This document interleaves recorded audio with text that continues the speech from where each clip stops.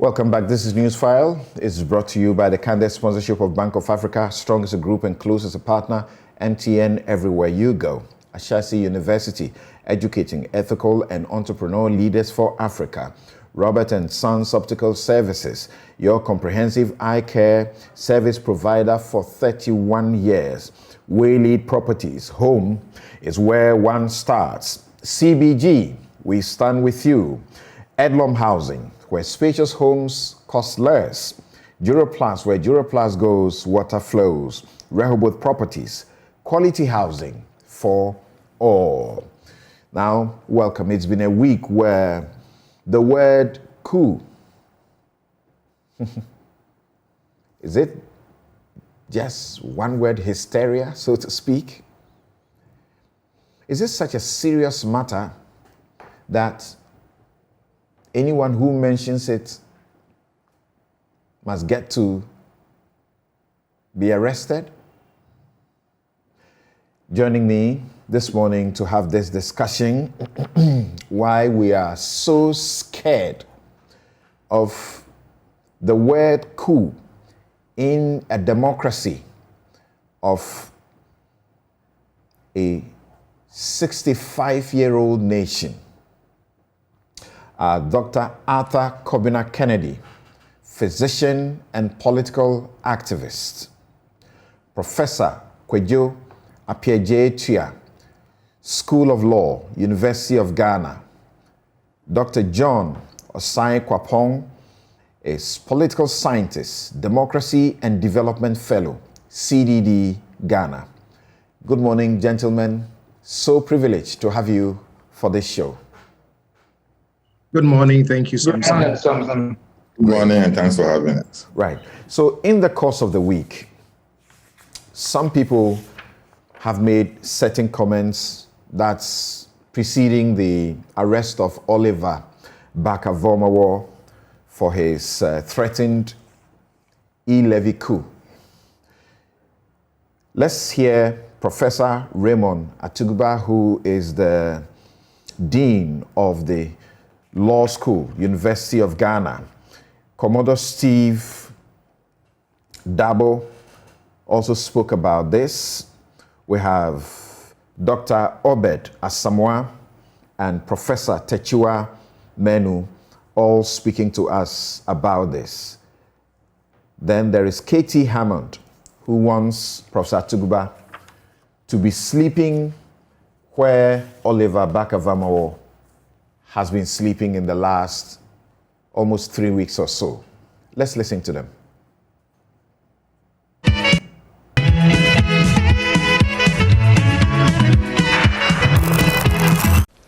We do not want a coup in this country.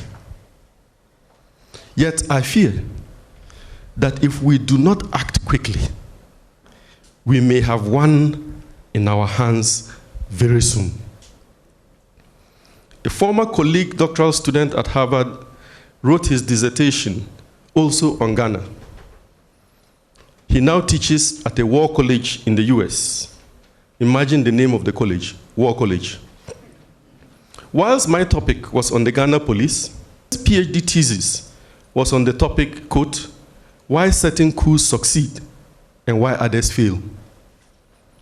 His case study was Ghana.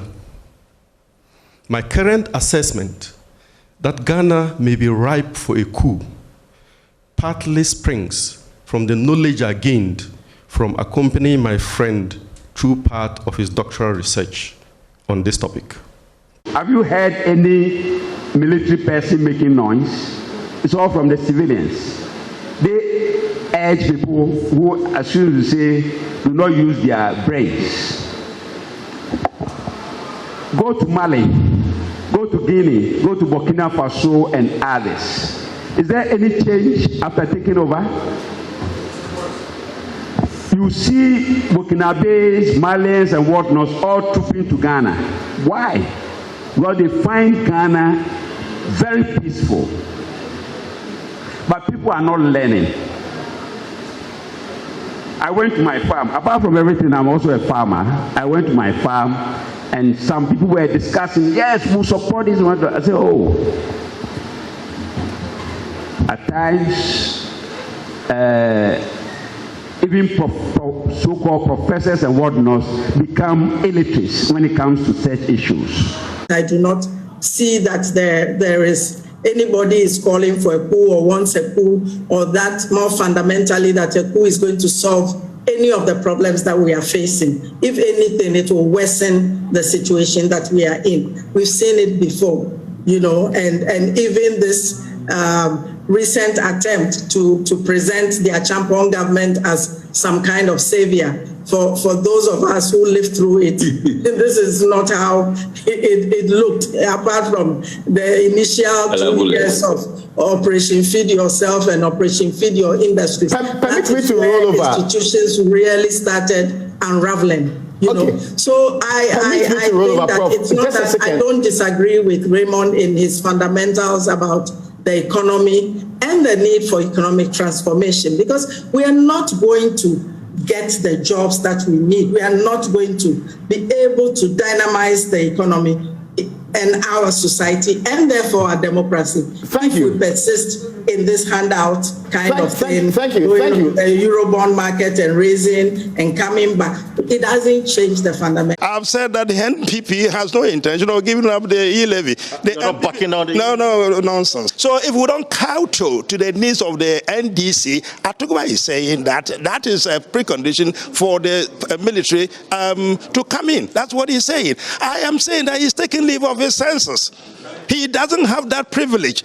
Professor of law, he must know what is there in the Constitution. These are strong words. For you of course, I intend to be extremely strong. I am saying quite derogatory. I mean, no. It's a fact. It's a factual reality. If a professor of law who knows the Constitution, he teaches it, he is abrogated all of that and taken leave of half of his brain to go out there and make this assertion. It is unforgivable. It is sinful. Atukuba doesn't have that privilege. It's wrong. The preconditions I've told you, who is about to satisfy that? If we don't do it, the NDC, we are not NDCs. We are MPP government. We don't intend to do anything he is suggesting. If we don't do it, the way is paved for the military to take over. Is that what he is suggesting? Should the police How old was it? Well, I'm surprised if by now they haven't called him. I don't know. But they certainly should.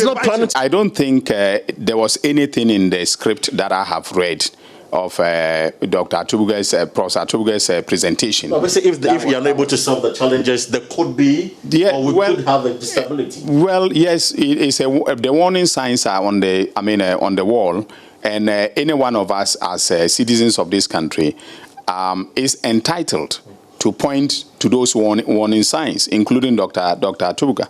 So for me, I don't think that it is a sign that a person is inviting the military to subvert the constitutional order. I don't think he was inviting the military. He was just simply saying that, as part of the public democratic discourse, okay, the conditions for the overthrow of a constitutional government, are very clear on the wall. So and you think he never erred in his pronouncement? I don't think so.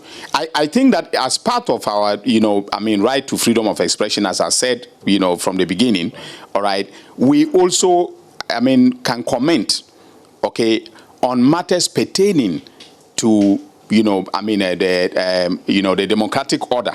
All right, matters that may lead to the subversion of the democratic order. I don't think that we are only our right to freedom of expression. We shouldn't even talk about it at all. We've come far. No. In terms of our full Republican democracy. You see, we cannot live under the illusion that everything.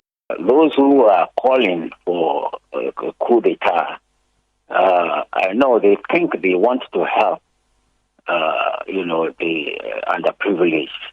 But you see, they don't know what really happened. They haven't had experience of a coup d'etat, so they really don't know what actually takes place. Now, in the confusion of a coup d'etat, necessarily under orders from the superiors, take vengeance on people. The harass people, or even sometimes go shoot them because they have had some conflict with those individuals. You have a situation where, you are going to hurt people, more than is happening at the moment. So I think that there are so many reasons why now we should be very cautious, and particularly in the context of the insecurity in the West African region, with the Al-Qaeda and all the others, and the interest of the Western countries in containing this insecurity. You are going to open up a can of worms. There is a difference between, speech and action.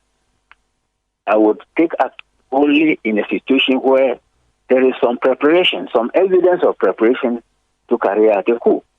If somebody is just talking, I just take it to be, the overexcitement, and I wouldn't go arresting them for that. If somebody says that he wants a coup, they say he's going to incite others. I mean, really, you are getting into the realm of, extending logic and common sense. It doesn't mean that everybody is going to be.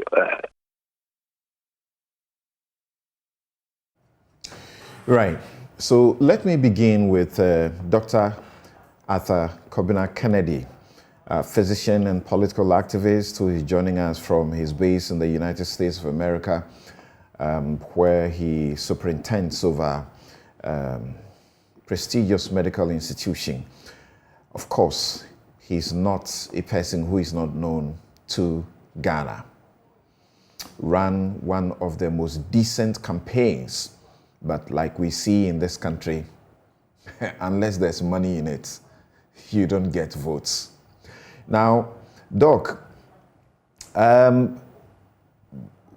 we have a wave of coups in Africa within the sub-region, and so the word coup has been on the lips of many.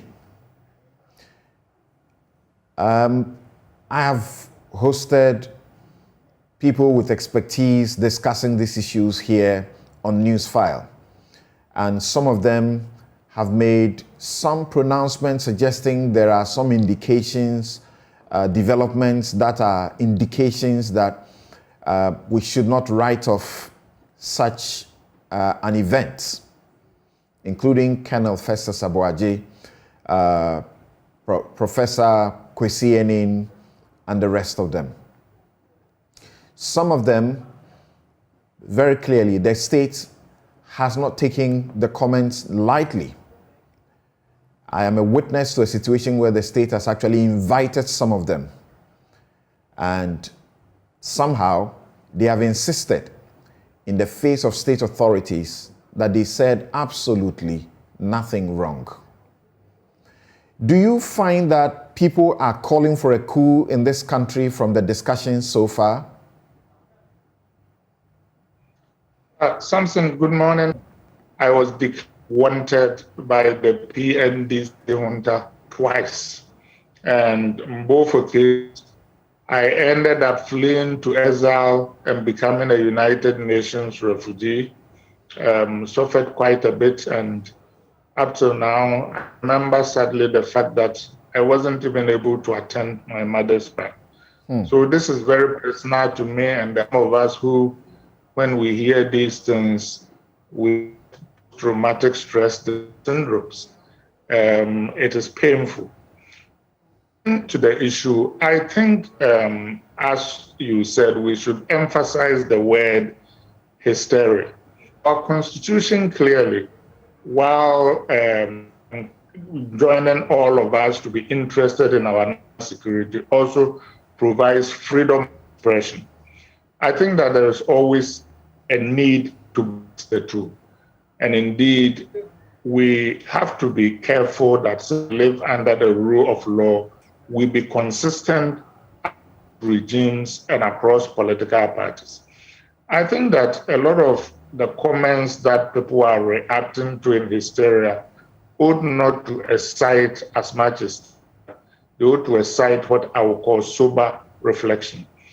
If you remember, during the Arab Spring, in the period leading to the 2016 election, President Nana Akufo-Addo, then a candidate referred to the Arab Spring and things that were happening therein, and opined that if Ghanaians did not sit up well, bad things could happen to Ghana.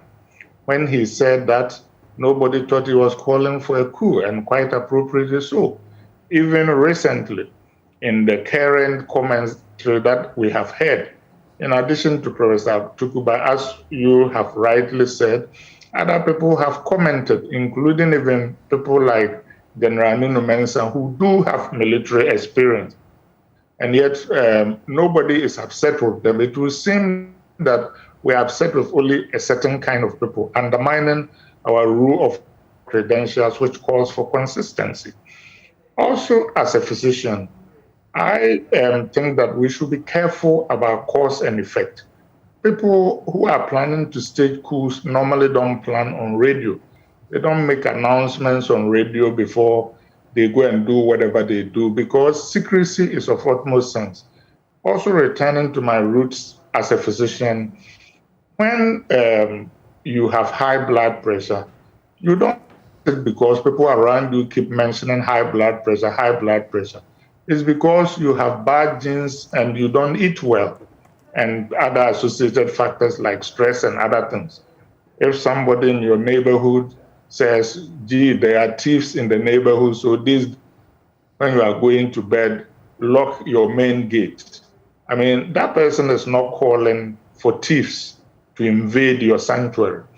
I think that the sad effect of all this hysteria that you've rightly pointed out is that we miss an opportunity to have a sober, mature discussion about fundamental issues. I noticed that all these people that you quoted, who to invite for, all that, have all missed the essence of Prof. Atugube's message about our economy, its mismanagement, and the fact that it is ships on the streets that, if we are not careful, may be exploited by adventurers. I wish this show was on that.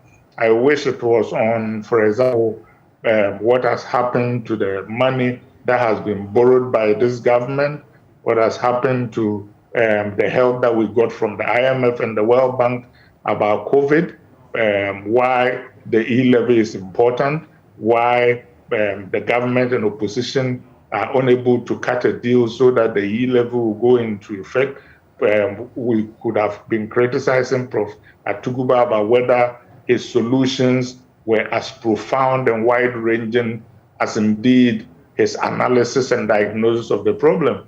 Instead, we are wringing our hands and we're trying to turn this into a partisan issue. I think that we should ignore the messenger in these issues and discuss the message, because the message is profoundly important. And indeed, the president in France a few weeks ago was on air being interviewed, and he discussed these things very maturely and very admirably. And as he has had occasion to say, in order for a democracy to succeed, we should have what he called beautifully democratic accountability. Well, Dr. Kwapong, you have taken time to write about what is going on in what you title Making Our Peace with Democracy. Why do you think that people like Professor Atuguba, who have suffered, their family and they themselves have seen at first hand and suffered, you know, the outcomes of military regimes? His father was a headmaster, and on this occasion he speaks about how his father suffered unlawfully under the regime, how his mother, his whole family was literally torn apart, and sometimes they had to dig trenches and hide people in there and cover, you know, with plywood and so on, so that soldiers who come around don't detect that people are around to arrest them. Why do you think that people who have this experience and know, like Professor Techua Menu say, we definitely must prefer an imperfect democracy to a military rule, why will it? We could be seeing a coup. Good morning, Samson. Good morning, everyone. I mean, only the professor can truly explain the context and the reason behind those statements. But if you, I've had opportunity to read the full text of the speech, and I think from that initial statement of whilst nobody wants it, I am afraid that we may have one on our hands. And then he ties it into the dissertation of a colleague and friend of his that sort of talked about why coups succeed. And therefore, he makes that extrapolation and says, if these are the conditions under which a coup succeeds, economic challenges, and that if Ghana has one, then he's afraid that we may have one. So I don't, I'm sure, as you rightly said, the current conditions, the conversations we are having is driving people to begin to ask questions about the path that we are on as a country. But as you rightly said, for me, over the last couple of weeks, if you look at what has happened in Guinea, in Burkina Faso, in Mali, the attempts in Guinea-Bissau, it raises concerns, right? I can understand why close within our neighbors, that if you're seeing this trend of military interventions, that it gives you cause to begin to worry. Sorry to interrupt, but these countries, their democratic credentials don't compare at all with Ghana, correct? Right. Yes, they don't. So let me share with you a few insights from the Afrobarometer survey, and why, even within the context of some of these conversations about and the word coup being thrown around, why I keep making the case that generally I believe that Ghana has made its peace, or we are making our peace with democracy as the preferred form of government. So in the Afrobarometer survey, there's a question that asks about preference for how we want to be governed. And it says democracy is preferable to any other forms of government. It doesn't matter. Sometimes non-democracy is preferable. And over 8 rounds of the survey, close to 8 out of 10 Ghanaians have regularly said democracy is preferable to any other form of government. Yes, some days it's come down a little bit, but the worst we've even seen on support for democracy is around 69%. So that's the first point of comfort for me. Then there's a question about how do we choose our leaders in Afrobarometer. So the option is, let's do that through regular elections. And then the other statement is sometimes because elections produce bad outcomes, let's use other methods. Again, at least 80% of Ghanaians have regularly said in Afrobarometer that let's choose our leaders through elections. The other point of comfort for me is our rejection of authoritarian regimes. So again, Afrobarometer presents 3 non-democratic forms of government and says, would you approve or disapprove should they enter our political space to try and govern? Overwhelmingly, 80-something% reject one-party rule. They reject one-man rule. The other point of comfort for me is even among those in the Afrobarometer survey who say that they are dissatisfied with the way democracy works, majority of them still prefer democracy to any other form of government. And the satisfaction question in AB is very important to me because it doesn't ask whether you're dissatisfied with democracy. It asks your dissatisfaction with the way democracy works. And so if you see the ups and downs in our satisfaction with democracy, it is not a dissatisfaction with democracy itself, but the way it is working. But having said all of that, there are also some what I call sore spots that I think as a society, we really need to have some honest conversations about the democratic path that we are on. And let me quickly point out 2 of those. So in Afrobarometer, we have a question that asks about whether our elected representatives listen to citizens. And for members of parliament, when that question was first asked, only about 20% said our members of parliament listen either often or always, which has dropped to 11% in the most recent Afrobarometer survey in 2019.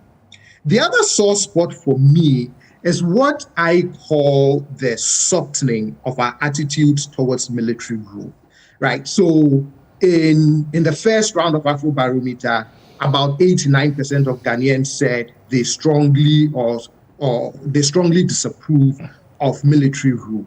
But that has dropped by almost 20%. So yes, 69% in 2019 still reject military rule. But I have been a little concerned that you see some kind of softening in our attitudes towards that.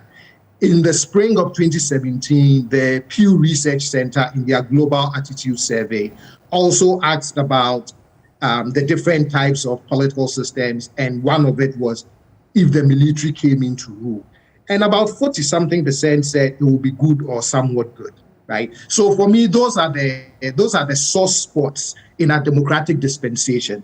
Lastly, if you look at some of the variables in Afrobarometer that correlate with either support for democracy or satisfaction with the way democracy is working, you see that our support for democracy is driven by political variables. So if we trust in our democratic institutions and that we perceive less incidences of corruption among our democratic institutions, our support for democracy grows. Our satisfaction with the way democracy is working, however, in Afrobarometer is driven by the extent to which we believe governments are delivering on key social and economic goods, creating jobs, managing the economy. So I think for me, the bigger conversation now is how do you get our democracy to really deliver on the promise of democracy beyond just political goods like freedom of speech, the basic liberties that we are guaranteed. I mean, for me, I'm sure most people will share the sentiment that it's a good thing that we've had a relatively stable democratic dispensation, right? The Fourth Republic has lasted, since 1992. And I personally don't think anybody wants to see a disruption to it. But I think what everyone would want to see is how is it delivering on the basic economic challenges. Right. The CDD has had to lead discussions on topics including whether or not we are getting the dividends of our democracy, dividends. Now, my question really is, if we agree that our democratic credentials do not compare with those other countries that have suffered coup, and the others that are tipped as potential for coups, if you read most of the analysis, they take Ghana out, they take Nigeria out. You have also heard conversations about youth who are getting disenchanted, and that, like the reference was made earlier, you may see some sort of spring.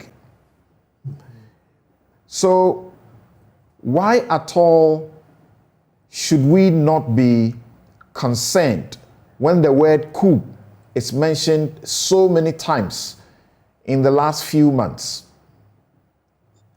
I don't think we shouldn't be concerned, right? I think it's an issue that we should take seriously, right? We should begin to have a sober reflection on why we are hearing this word being thrown around. Are people really agitating for one?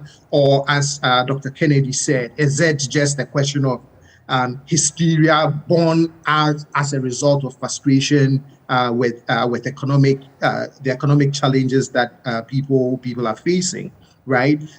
So yes, we have to be concerned, and especially if you look at what is happening in the sub-region, you cannot overlook some of these statements, references to coup that are being made. But again, for me, the bigger conversation is giving the hysteria, the agitations, the concerns, the legitimate challenges that citizens are facing. How do we ensure that we address those concerns? I have never. I mean, I'm too young to experience to really recount what a military coup looks like. I mean, the first in '79, I was only 5. In '81, I was only 7. Right, so I don't have much to say in terms of what a military coup looks like. But from conversations with my mom, people in my mom's generation, I don't think coup brings anybody warm, fuzzy feelings. We've also seen how the military has governed and what they've been able to deliver. So for me, again, the issue is how do we have a conversation about how democracy must deliver? I mean, we've come too far to allow anything to disrupt this journey that we are on. And like I keep saying, for me, in Afrobarometer, the signals that I see is that we've made our peace, or we are making our peace with it. We just want to make sure that it really delivers beyond just the basic political goods. Okay. I'll return to you on the question where it does appear consistently. Researchers and advocates like you suggest that there is something that is missing in our democratic experience, and that has to be fixed. Otherwise, it does appear that democracy is hijacked by partisanship and parochial interests and not delivering the dividends to the people. But Professor Appiagyei, is it Chinua Achebe who said that an old woman is always uneasy when dry bones are mentioned in a proverb? What do you see happening? At the mention of coup, we are jittery, we are 65 years, we have an enviable democracy. What's wrong with us? Thank you for having me, and thank you for the question. Yes, I think our reaction to some of these pronouncements about the possibility of a coup is somehow exaggerated, and there's some sort of overreaction. But at the same time, we also need to look at the other side of the fence. So addressing the first point about the overreaction, I think that for me, a coup is not or shouldn't be part of our political governance system.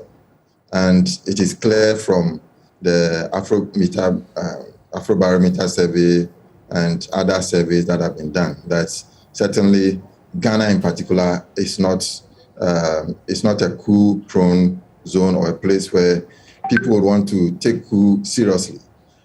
So you have said on this show that this democracy is a sham. Yes, I'm coming to that. And so it comes down to what kind of democracy we are having and the kind of indicators that we should have to say that the democracy has degraded to such an extent that we don't have any other option but a coup. And so certainly the democratic structure that we have here is indeed a sham, and I repeat that. And what we have is a form of legalized predation. In other words, we make the laws that will allow for stealing and plunder of resources. And anytime this thing happens, we resort to the law. So long as we follow the law, then we are covered. And so that is one weak issue with democracy, that the kind of democracy we have in the country. But I don't think that conditions have deteriorated to the extent that a coup will solve our problem. I've already mentioned that I'm not in favor of coups as a human rights person.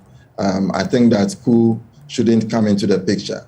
However, there are situations where a coup may be justified, and I gave four grounds for that. First of all, the means of change of government through peaceful means and through the ballot box is completely closed, and so there's refusal to change government, and there is no opportunity for the citizens to change government through peaceful means. That is one. Second, there are serious human rights violations that are being perpetrated by the government with the support of some security agencies which are aligned specifically to the government.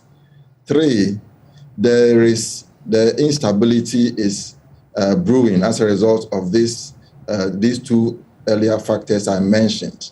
And 4, the international community, whether it is the UN, the AU, ECOWAS, and so on, are not doing their job well to be able to control the situation and ensure that there is change in the way democracy is being run in those countries. In such a situation, then the military may come in to change the government, but not take over the reins of government, but return to the barracks. So the military are on the side of the people, and therefore they see themselves as defenders of the constitution. They do that, they return to barracks. That is the only situation where I will support a coup d'etat. And looking at the indicators for Ghana, I don't think we are there. We are not there at all. Every 4 years, you have the opportunity to go to the polls and change governments. And we have been able to change governments on a regular basis, at least on an 8-year basis after 2 terms by 2 of the big political parties. So we are not there in that respect. Human rights generally have been respected, and we don't have that kind of instability you may talk about. And Ghana also plays a major role in the AU, ECOWAS, and so on. So I don't think that the indicators take for us to say that there's a need for a coup d'etat. Having said that, all right. The other side of the question is that the coup language is becoming very loud in the country, in Africa in particular. And we have situations where coup d'etat have actually happened, and the people have gone to hail the coup d'etat. But the question is, were those indicators present? For example, did the soldiers side the people and therefore have returned to barracks? No. And so it makes the whole coup d'etat thing very dubious and suspicious, as have taken place in Mali, Burkina Faso, and so on. The soldiers will say it is because of insecurity. At least that is a song that have been sung in Burkina Faso, Mali, Guinea, and so on. But in the end, what do? They go for Wagner, that is that Russia army contractor group, to provide security for them. And so it creates a scenario where you have mercenarism coming back into the picture as a means of unconstitutional change in government. And that is very worrying, because right now, if you look at the international order or the world order, it is changing with Russia invading Ukraine, because Russia was trying to, or has been trying to, assert its presence in Africa. So far, Wagner is in about 10 African countries: Central African Republic, Mozambique, Mali, Niger, and other places. So, and they are representing Russia. And if we go back into history, the USSR have not helped in creating peace in the country, on the continent. When there was this rivalry between the East and the West, and Africans were left in the middle as pawns that were played like in a chess game. And in the end, respect for democracy became very low.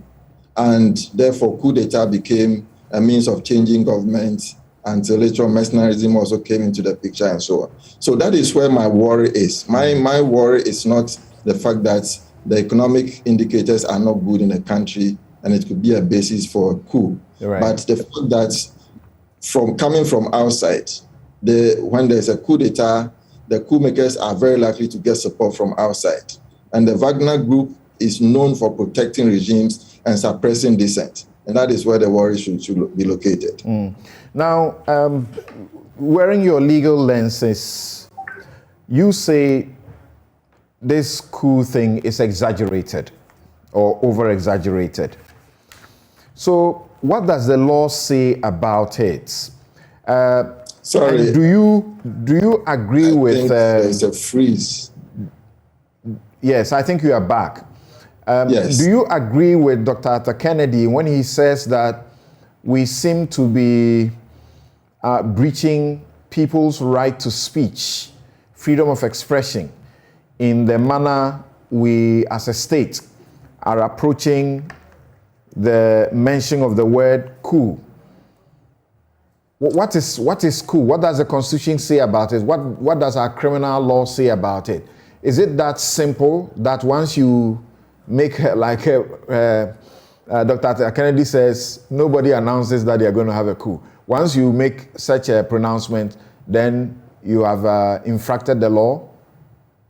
Yes. First of all, I think the country's laws respect freedom of expression. We have signed various international human rights treaties that also call for respect for freedom of expression. But we also know that there's a limit to the enjoyment of the right to freedom of expression, subject to public security and so on. And so we need to find the balance between what you can say and what you cannot say, where you can say it, and under what circumstances you can say it. I think that there is that kind of fear. I don't know whether it is because of our political history, partly so, because definitely the records on coup d'etat and the impact it had on the socioeconomic life, religious life, and so on of the people are very bad. So we don't want to go back there. And there's also the concern that as coup d'etat are springing up around us, that may also trigger or instigate soldiers to pick up arms and go and fight. But it's not as easy as that, or it's not as simple as that. I think that we should be measured in what we say so that hysteria and that concern will not be created. But those who speak are within the bounds of the law. When we are talking about coup d'etat in the country, the law is clear, the constitution is clear that we will not change government through a coup d'etat. And the only way that probably a coup d'etat will be justified is where there is another coup d'etat to overthrow a coup d'etat that has taken place.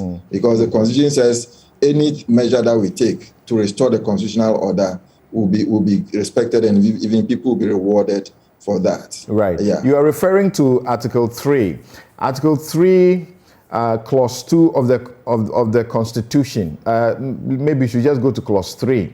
It says, any person who, by himself or in concert with others, by any violent or other unlawful means, suspends or overthrows or abrogates this Constitution, or any part of it, or attempts to do any such act, or aids and abets in any manner any person referred to in paragraph A of this clause, commits the offense of high treason, and shall, upon conviction, be sentenced to suffer death.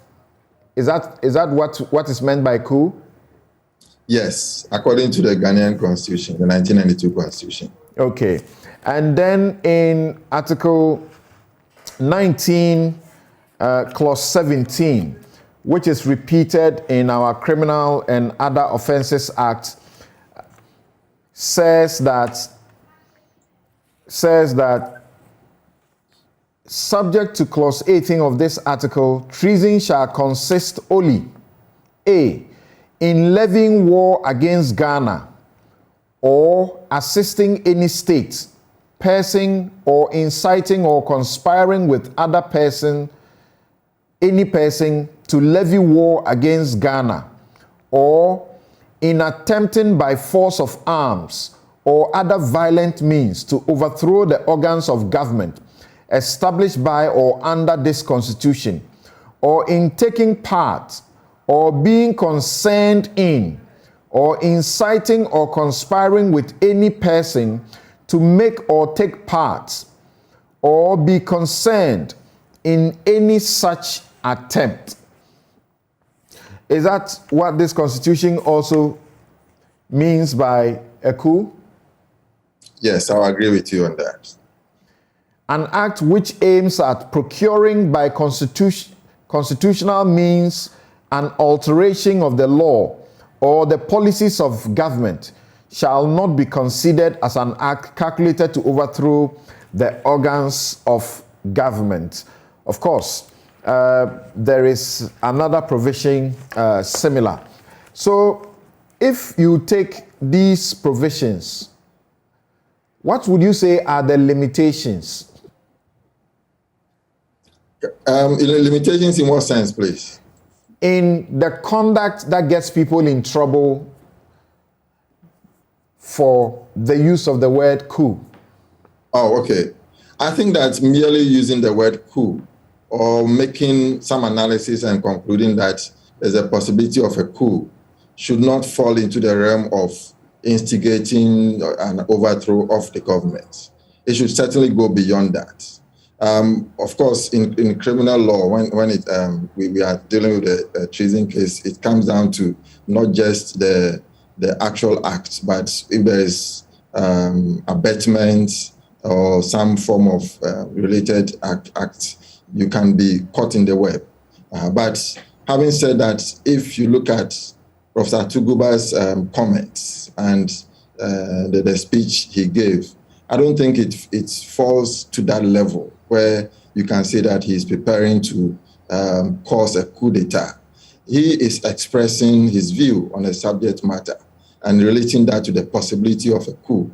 And if you look at our political history, that has happened before. Okay, but we are saying that in this time and age, after having 30 years of democracy, we don't think those indicators are there yet. Of course, he is right on talking about the economic circumstances that we live in. People are really struggling to make ends meet.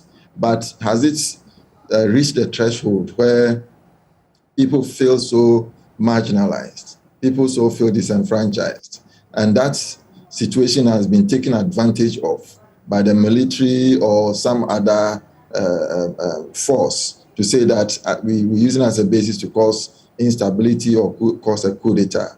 I don't think we are there yet. So yeah. it is by the reading of the law, coup is not exactly a speech offense, but yes, when the law says inciting, if you are inciting, to suggest that the country could be ripe, may be ripe for, because of these indicators, can that not amount to suggesting, as we have heard some say, suggesting to the military that you should come in? I don't think so. If you look at, for example, one of the communiques or statements issued by Occupy Ghana at the end of last year, with reference to the hula baloo that happened in Parliament, they also mentioned coup d'etat, that if there's a coup d'etat, parliamentarians should first know that the first order that will be disrupted is Parliament. Parliament will no more exist, and so they should be careful how they behave themselves in Parliament. And so are we saying that we're going to hold Occupy Ghana accountable for that statement? Or are we saying that they are inciting? Is that not completely different from the present case? I don't see much difference between the two, because indirectly they were also saying that if Parliament doesn't behave, there could be a coup d'etat. So if we look at apart from incitement, the law says if you are being concerned in, if you are concerned in, what does that mean? So that I don't get myself into trouble for using the word coup. It could mean that I'm concerned in. Is that it? Yes, certainly we can be concerned about something. And I'm sure people are concerned about the current democratic order and the way it is being run in the country. So I don't think that should be a basis for the law to come down on us and say that we are concerned, so that is a problem. But there should be other factors in that should add up to that.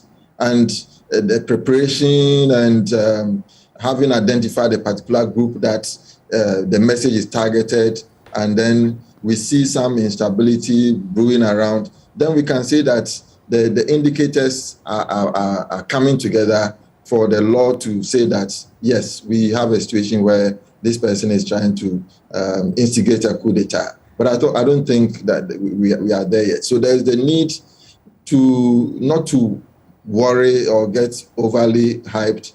And I think rather it is the government and the reaction of government in particular that is causing this coup thing to be blown out of proportion, because the more government officials talk about it, it shows that there is some sort of concern or some something to worry about. And therefore, people also begin to react that way. And it instigates the foot soldiers and others, the serial callers and so on, to come in and also make such pronouncements without really having the basis for it. And that, to me, is a bigger worry. When somebody makes a statement, we review it carefully. It doesn't amount to a serious infringement of the law, and it's within the bounds of academic freedom of expression. We should just let it pass. Or if you give a comment at all, not in a manner that we politicize it, and therefore people sitting. Let me ask Dr. Arthur Kennedy, if you don't think, Doc, that allowing some of these comments to pass, so to speak, may rather encourage more of it and then get to the point where it could constitute what the law prohibits. That is, being concerned in or inciting a coup. Yeah, Samson, I think that our concerns are misdirected. I have heard very impressive citations of Afrobarometer polls and all that kind of thing. But it is also true that all these countries in West Africa where Afrobarometer surveys showed high disapproval for coups, showed support when the coups happened. So we should be very careful and very sober. It is also true that Nkrumah was quite popular. When he was overthrown, that coup was supported. Buzia was popular. The Liman administration was popular. And across Africa, when you talk to young intellectuals, the models they keep citing, admiring, Kagame in Rwanda, which we know isn't to write home about democracy. And I respectfully disagree with the eminent professor when he talks about Ghana is not there yet. Prof, you just said our democracy is a sham. If it is a sham, why are we not there yet? Chile was an uninterrupted democracy for 100 years until the 1973, and yet it was supported because there had been misgovernance for 2 years. Those in government who are expressing alarm and concern are misdirecting their efforts. Yes, we have a chance to vote every 4 years, but it is change that does not lead to change. I suggest that if they are concerned, they should start governing better. When we have parliamentarians turning parliament into a boxing arena, when we have governments that won't account for funds, when we have broke men who get into government and are millionaires within years, people are unhappy. And sooner or later, like the woman who says, I don't want to leave my marriage, after some time, they get desperate and say, we should be careful that when we see all these reassuring barometer, we get to vote. There must be better governance. And the truth of the matter is that while we prefer democracy, our democracy is not delivering. Who looks at what we are seeing in front of us and thinks our democracy is delivering? The fact that we get to vote every 4 years does not mean we have an effective functioning democracy. Just a few weeks ago, Samson, you came here to tell us prison conditions where a prisoner has 101 CD and 80 pesos and prisoners are packed like sardines. We just talked a few weeks ago about a mother who needed fed to Kolebu, and people had an argument with her husband about buying fuel, and the woman ended up dying. Nobody said anything. And this is in a country where when big people are sick, we hire ambulances and transfer them abroad. We send them abroad for the best of care. I think that we need to sit up. We are sitting on a volcano. And when somebody says that, it does not mean that they want a coup. It means that they are asking those who are in power to deliver development. Democracy. And this apparently is not being said now. The Daily Guide reported heading coup d'etat imminent in Ghana, Captain Kumsin. And this was in 2013. Now, I just like to read a portion of it. It says, a retired officer of the Ghana Armed Forces, Captain Budu Kumsin, believes prevailing conditions in the country make the staging of a coup d'etat imminent. This, according to him, was because, quote, the blatant abuse of state wealth by political operatives can trigger something like this, coupled with the political stalemate in society, unquote. Quote again, the profligate or reckless abuse of government funds, the political stalemate, the lack of focus of security operatives because of political stalemate, and the politics that is in the system. I think we have to be very careful, unquote. He noted, insisting that, quote, there is real danger, unquote. He made the statement during an interview with Accra-based Oman FM. He emphasized that it was wrong for anybody to downplay the possibility of an uprising in the country. Captain Budu Kumsin, who is Chief Operations Officer with the UT Group of Companies, said, quote, I have heard so many people talking about the possibility of coup, which means coup is frightening us, unquote. He therefore stressed the need for government and the security agencies to, quote, act very fast and diffuse it. He said a few other things, including that let us know that they are a function of the society. So if the society is talking coup, they are also part of society. They can think coup, unquote. In the bad old days, quote, in the bad old days, the consternation of circumstances on the ground would have triggered a coup d'etat long ago, unquote. He said a few other things. Don't you agree with him that what he said in 2013 should be applicable now? That the more you hear that word, the more, it gets into the psyche of people, and that could lead to incitement? Yeah, it could, Samson, but the point is that we are confusing the symptoms for the disease. What he said then is important, and what is happening now is important. Our reaction, though, should not be just to fear the mention of the word. It's to look at the underlying conditions that are leading to mentioning of the word. I think that our democracy needs to deliver. We must guard the public purse. I'm quoting the president. People must see that parliament is effective and working. People must see that there is accountability. People must see that when things happen to supposed nobodies, like the woman who died in the ambulance, and powerful people are concerned. And those things and responsiveness to those concerns will do more to abate the talk of coups than the hysteria we are showing in hauling people before bodies and putting them before courts and in prison and all that kind of thing. We should not confuse the symptoms for the disease. The disease is that our democracy is not delivering, and it should deliver better end products for the people.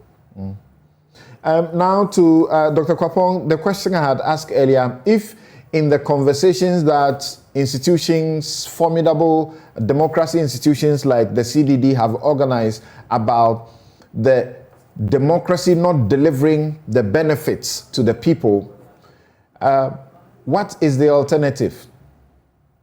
Certainly not coup. Definitely not coup. In my opinion, the alternative is not a coup, is not some other non-democratic form of government. But at the same time, I also agree that at the end of the day, citizens want certain basic things, right? And when they talk about we want good governance, they want to see good governance translated into key things like access to, good health facilities, good educational facilities, jobs, all of those things.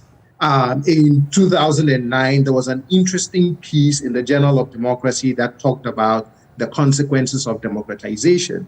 And one of the things that the author pointed out was that, look, a time is going to come where citizens are going to start asking, what are we really getting out of these democratic transitions that we have seen since 1989, 1990, thereabout. And as Dr. Kennedy said, I think we are getting to that point. Perhaps it is sometimes out of that frustration of feeling that we are not, quote unquote, getting anything out of democracy that makes a section of society begin to tinker with the idea that if democracy wouldn't give us these things and some other form of government would give it to us, then why not? But at the same time, we have also experienced military regimes, not just in Ghana, but throughout the sub-Saharan African region. And we've had those same concerns about economic challenges, misgovernance issues, etc., etc. So for me, as I keep making the argument that we are making our peace with democracy, that journey to the making of our peace with democracy is also fraught with some very real challenges. I don't want to give it all out because I'm working on a book using 8 rounds of Afrobarometer on that. But you do also see some warning signs that I think at some point we need to have a national conversation about, okay, after 30 years of this, can we have a sober reflection? Can we sit back? Can we ask ourselves, how far have we come? What are the real challenges? Because you do see some real challenges, even as I keep arguing that we are making our peace with democracy. But I honestly don't think that the alternative is something, quote unquote, non-democratic. Well, one last thing I would want to point out, which I keep saying are some of the warning signals from Afrobarometer. You do see over the last 3 rounds that now we are in double digits where people are saying sometimes non-democracy is preferable. It's still low, around 14-15%, but you see that trend moving out of single digits into now a double digit, right? You don't want that to grow. I hope that we don't ever get to a point where enough citizens begin to question the value of a democratic form of government. For me, if anything at all, the conversation and the attempts should always be, now that we've said this is the way we want to govern ourselves, how do we ensure that it actually delivers on its promise, whatever the promise of democracy is? Okay.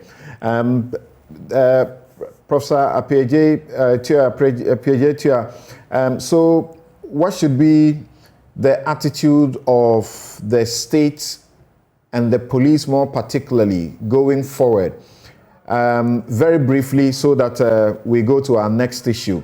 I recall that when Captain Budukumsin, I have quoted, made those statements in 2013, he was invited by the police and questioned for hours.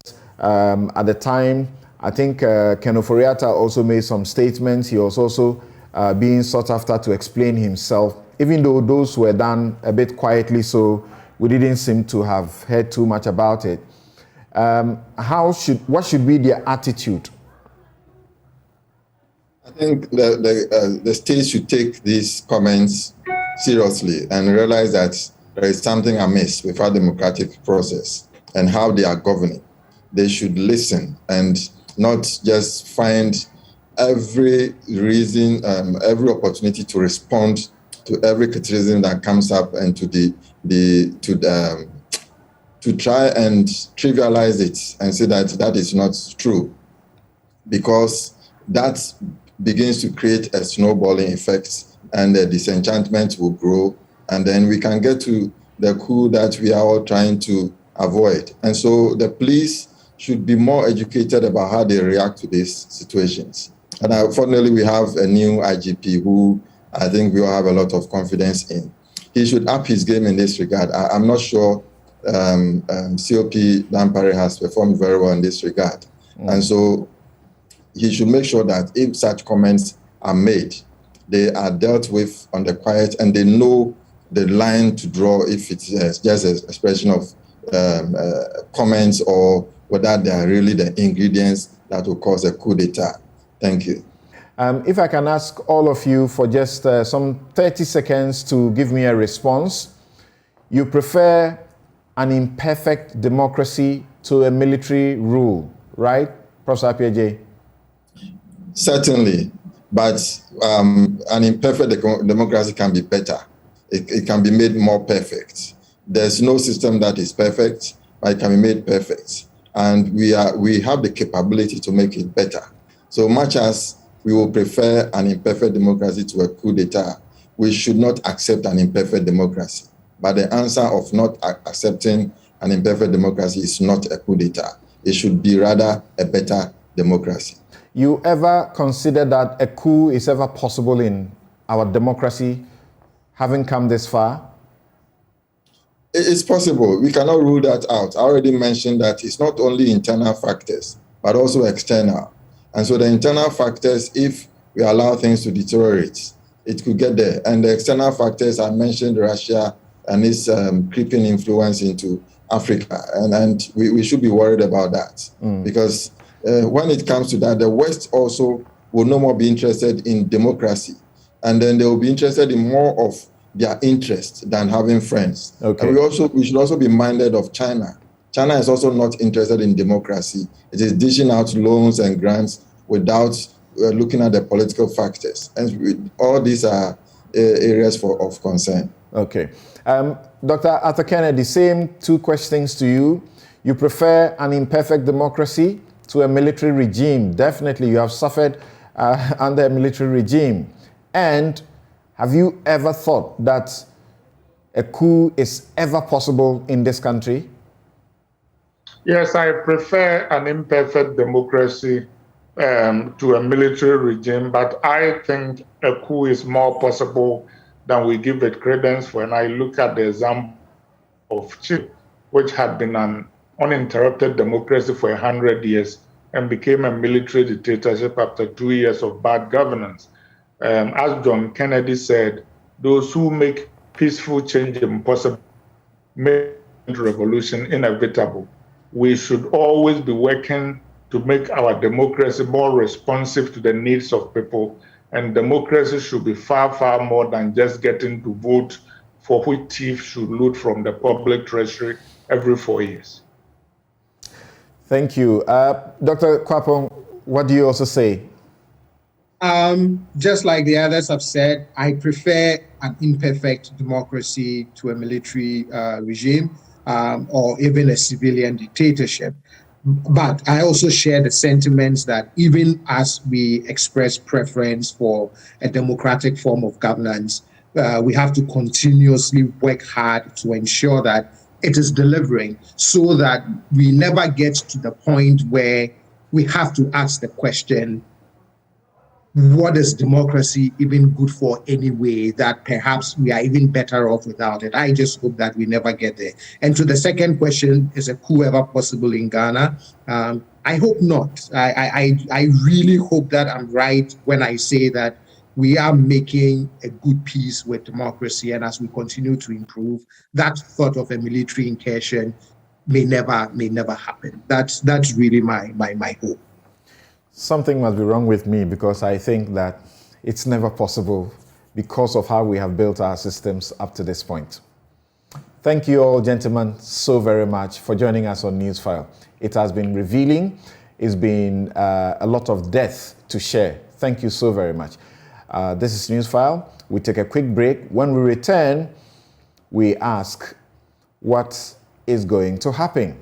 Now, we know that your e-levy, if it is passed, it is intended to borrow more to the historic debts. But do you prefer that to the present circumstance where everything is going up? Transport fares are up, the cedi is being flogged by the dollar, LPG up, fuel prices running, up the roof. And now workers are asking for more in an economy that is literally broke. We'll be right back. A fresh graduate from the university into the Ghana Education Service is taking less than 1,600 a month.